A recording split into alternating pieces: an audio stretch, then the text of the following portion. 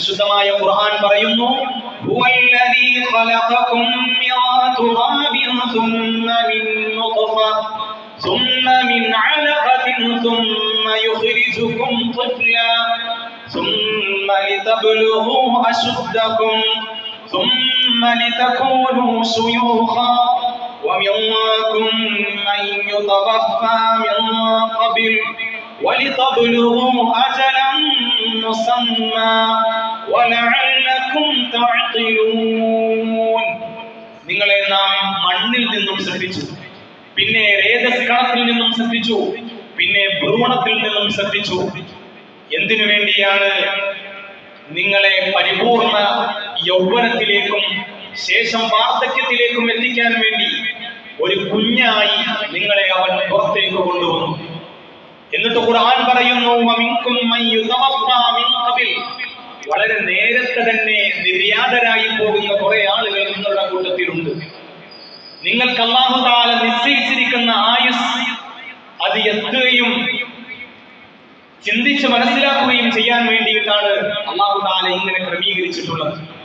പരിശുദ്ധ റസൂൽ സല്ലല്ലാഹു അലൈഹി വസല്ലം പറയുന്നത് തിർമിദിയുടെ ഹദീസിൽ കാണാം, ഒരു മനുഷ്യൻ പ്രവാചകന്റെ മുമ്പിൽ ആഗതനായി ചോദിച്ചു, യാ റസൂലല്ലാഹ് അയ്യുൻ നാസി ഖൈർ, നബിയേ ജനങ്ങളിലെ ഏറ്റവും നല്ല മനുഷ്യൻ ആരാ?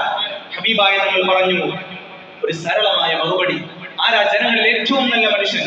മൻ ത്വാല ഉംറുഹു വഹസുന അമലുഹു, ദീർഘായുസ് കിട്ടുകയും കിട്ടിയ ആയുസ്സിൽ സൽക്കർമ്മങ്ങളിൽ ഏർപ്പെടുകയും ചെയ്ത മനുഷ്യനാരോ അവരാണ് ഏറ്റവും നല്ല മനുഷ്യൻ.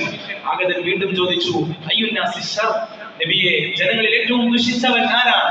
പ്രവാചകൻ പറഞ്ഞു, മൻ ത്വാല ഉംറുഹു വസാഅ അമലുഹു, ആർക്കാണോ ആയുസ് കുറെ കിട്ടുകയും ആ ആയുസ് മൊത്തവും അധർമ്മത്തിലായി ജീവിച്ച മോശക്കാരനായി തീരുകയും ചെയ്തത് അവനാണ് ജനങ്ങളിൽ ഏറ്റവും തിന്മയുള്ളവനെന്ന് പ്രവാചകൻ സല്ലല്ലാഹു അലൈഹി വസല്ലം തങ്ങൾ പഠിപ്പിക്കുകയാണ്. വലൻ യുഅഖിറല്ലാഹു നഫ്സൻ ഇദാ ജാഅ അജലുഹാ, ആയുസ് എത്തിപ്പോയാൽ ഒരല്പം കൂടി സമീപസ്ഥമായ ആയുസ്സിലേക്ക് എന്നെയൊന്ന് നീ പിന്തിപ്പിച്ചുകൂടായിരുന്നോ? പിന്തിപ്പിച്ചാൽ റബ്ബേ ഫഅസ്സദ്ദഖ വഅകും മിനസ് സാലിഹീൻ, ഞാൻ വിശ്വസിക്കാം, ഞാൻ ദാനധർമ്മം ചെയ്യാം, ഞാൻ ഒരു നല്ല മുസ്ലിം ആയിക്കൊള്ളാം, സാലിഹാകാം എന്ന് പറയുന്ന മരണാസനനെ പറ്റി ഖുർആൻ പറഞ്ഞിട്ട് പറയുന്നു, വലൻ യുഅഖിറല്ലാഹു നഫ്സൻ ഇദാ ജാഅ അജലുഹാ, ആയുസ് എത്തിപ്പോയാൽ അല്ലാഹു തആല ഒരു നിമിഷം പോലും അവനെ പിന്തിപ്പിക്കുന്ന പ്രശ്നമേ ഇല്ല.